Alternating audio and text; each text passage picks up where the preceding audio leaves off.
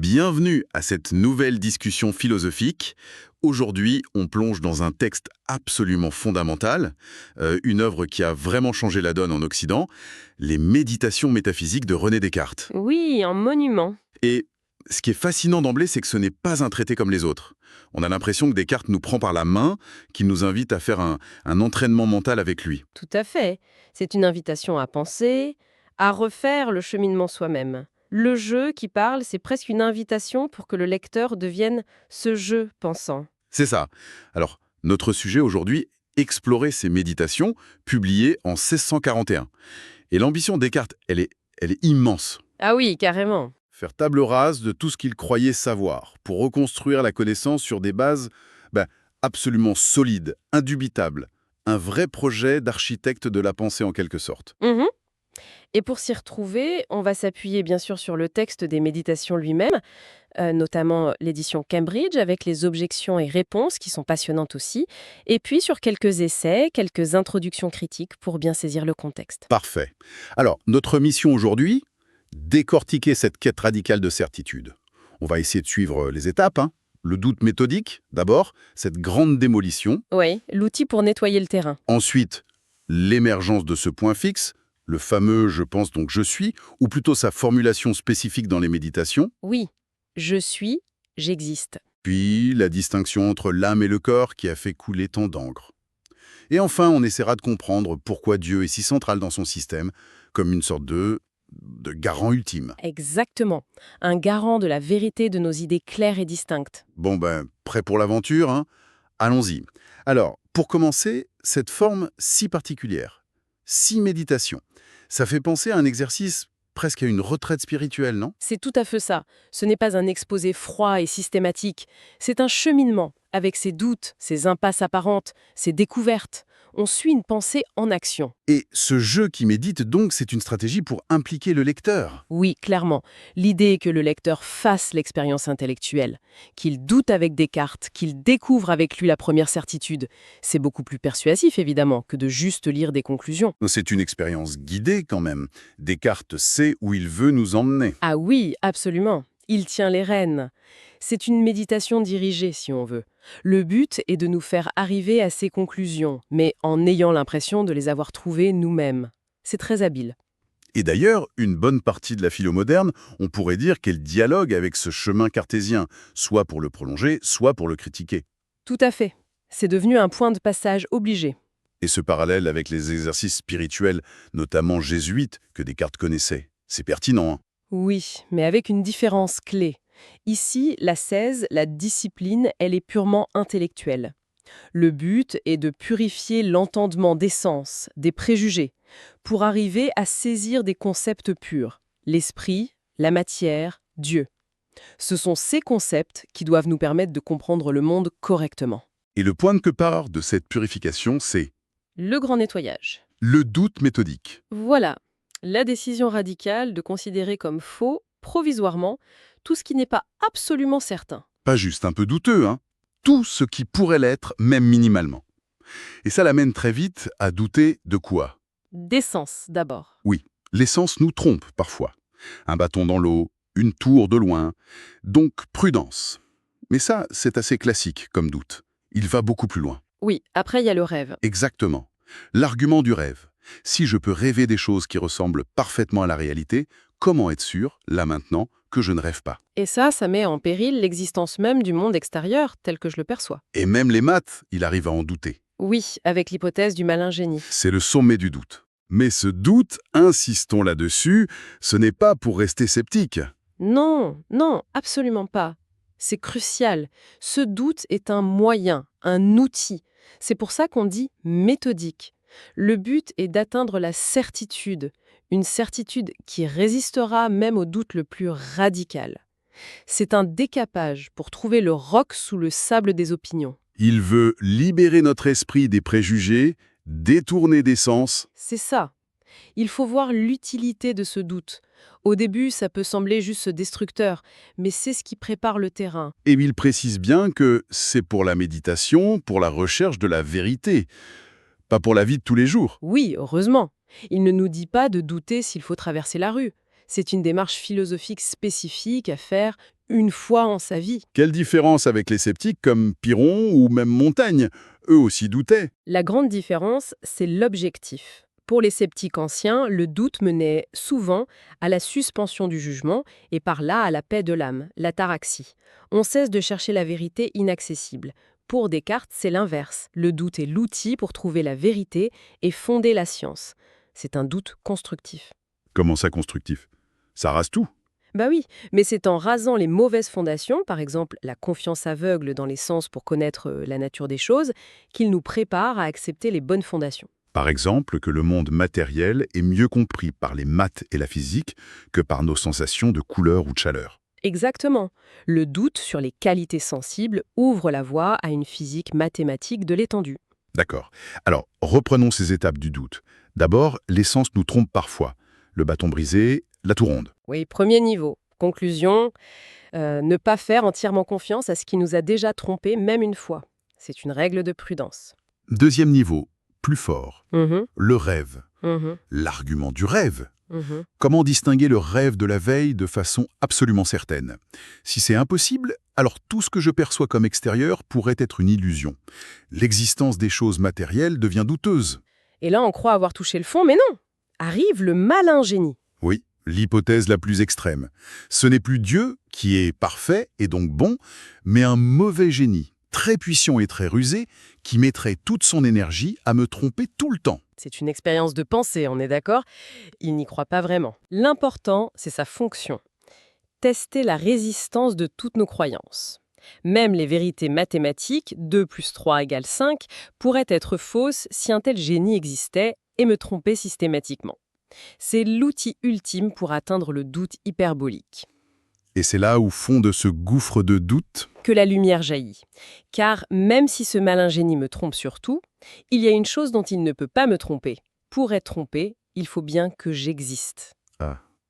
Si je doute, si je pense, même si mes pensées sont fausses, le fait même que je pense, que je doute, prouve indubitablement que j'existe en tant que chose qui pense.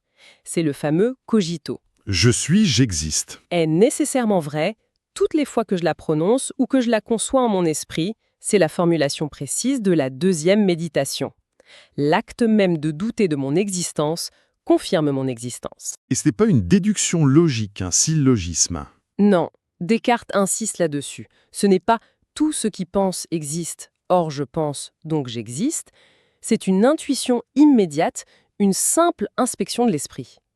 Au moment où je pense, je saisis directement et avec évidence que j'existe. D'accord. J'ai ma première certitude. J'existe quand je pense. Mais alors, qu'est-ce que je suis? Bonne question. Et la réponse de Descartes, c'est une chose qui pense, une res cogitans. Et il précise ce qu'il entend par penser. C'est douter, concevoir, affirmer, nier, vouloir, ne pas vouloir, imaginer, et aussi sentir, avoir des sensations conscientes. Tout ça, ce sont des modes de la pensée. Mais c'est bizarre, non? Parce qu'on a l'impression de mieux connaître les choses matérielles, cette table, ce micro, que notre propre esprit qui semble si abstrait. Oui, Descartes anticipe cette objection. On a l'impression que les corps sont plus faciles à connaître. Et c'est là qu'intervient son analyse géniale du morceau de cire. Ah oui, l'exemple de la cire. Racontez-nous. Alors il prend un morceau de cire fraîchement sorti de la ruche. Elle a une odeur, une couleur, une forme. Elle est dure, froide. Toutes ces qualités que les sens perçoivent. Mhm. Mais ensuite, on approche la cire du feu. Qu'est-ce qui se passe? Bah tout change. Elle fond, elle perd sa forme, sa couleur change, l'odeur disparaît, elle devient chaude, liquide. Exactement. Toutes les qualités sensibles ont changé. Pourtant, on continue de dire que c'est la même cire. Qu'est-ce qui nous permet de dire ça si tout ce que nos sens percevaient a disparu ou s'est transformé? Les sens me disent, ni ce que mon imagination peut saisir, parce qu'elle ne peut pas imaginer toutes les formes possibles. Alors quoi Ce qui reste, dit Descartes, c'est que la cire est quelque chose d'étendu qui occupe de l'espace, de flexible et de changeant, muable. Et ça, cette nature fondamentale, on ne la saisit pas par les sens ni l'imagination, mais par l'entendement seul. C'est une inspection de l'esprit. D'accord. Et la conclusion de cet exemple? La conclusion est double. D'abord, l'essence des corps, l'étendue, est mieux connue par l'entendement que par les sens. Mais surtout, et c'est le point clé ici, en connaissant la cire, même si je me trompe sur elle, ce que je connais encore plus certainement, c'est moi-même en train de la connaître. Ah oui. Chaque fois que je juge que la cire existe, ou que je la vois ou que je la pense, ça prouve encore plus clairement que moi, qui juge, qui vois, qui pense, j'existe. Exactement. Donc la connaissance de l'esprit, res cogitans, est première et plus certaine que la connaissance des corps, res extensa, même quand je pense connaître un corps. C'est un renversement assez spectaculaire de notre intuition première. Ok, on a le cogito, on sait qu'on est une chose pensante, et que cette connaissance est la plus certaine. Mais Descartes ne s'arrête pas là. Il passe beaucoup de temps ensuite à prouver l'existence de Dieu.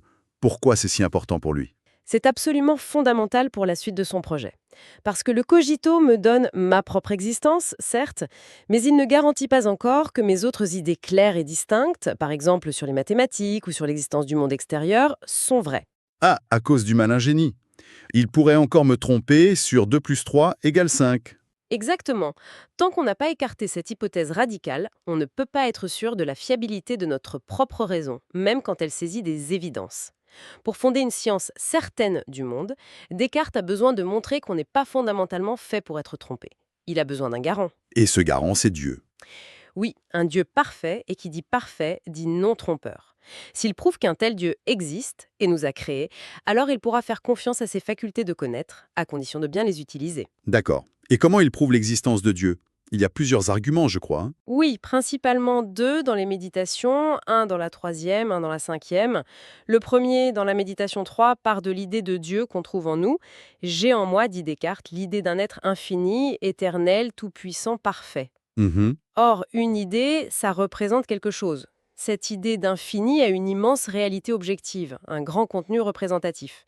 D'où peut venir une telle idée? Pas de moi, dit-il, car je suis un être fini et imparfait. Il faut que la cause de l'idée ait au moins autant de réalité formelle, réelle, effective, que l'idée a de réalité objective.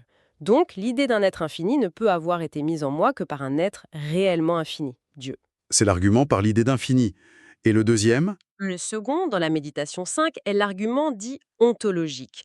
Il ne part pas de l'idée en moi, mais de l'essence même de Dieu, de sa définition. Dieu est défini comme un être suprêmement parfait. Ok. Or, soutient Descartes, l'existence nécessaire fait partie de la perfection suprême. On ne peut pas concevoir un être absolument parfait à qui il manquerait l'existence. Ce serait contradictoire, de même qu'on ne peut concevoir une montagne sans vallée ou un triangle dont la somme des angles ne ferait pas 180 degrés. Donc si on conçoit clairement l'essence de Dieu comme perfection absolue, on doit concevoir qu'il existe nécessairement. D'accord. Dieu existe, il est parfait, donc il n'est pas trompeur. Mais alors, pourquoi on se trompe tout le temps? C'est la question suivante, j'imagine. Exactement, c'est l'objet de la quatrième méditation. Si Dieu n'est pas trompeur, d'où vient l'erreur? La réponse de Descartes est subtile. L'erreur ne vient pas de notre entendement, notre faculté de comprendre en soi, qui est certes limitée, mais pas défectueux. Elle ne vient pas non plus de notre volonté, notre faculté de choisir, d'affirmer ou de nier en soi. D'où vient-elle alors? Elle vient du mauvais usage de notre volonté, de notre libre arbitre. Notre volonté est, en un sens, infinie. On peut affirmer ou nier n'importe quoi, même ce qu'on ne comprend pas. Notre entendement, lui, est fini. L'erreur se produit quand notre volonté se précipite, quand elle donne son assentiment à des idées que l'entendement n'a pas encore perçues clairement et distinctement. Donc, la solution, c'est la prudence. Ne pas juger trop vite. C'est ça, suspendre son jugement tant qu'on n'a pas d'évidence intellectuelle. Bien utiliser son libre arbitre, c'est ne l'accorder qu'à ce qui est clairement et distinctement compris. On arrive à la dernière étape majeure, la 6e méditation. Maintenant qu'il a prouvé son existence comme pensée et celle de Dieu comme garant, il peut enfin revenir au monde matériel et à la relation entre l'esprit et le corps.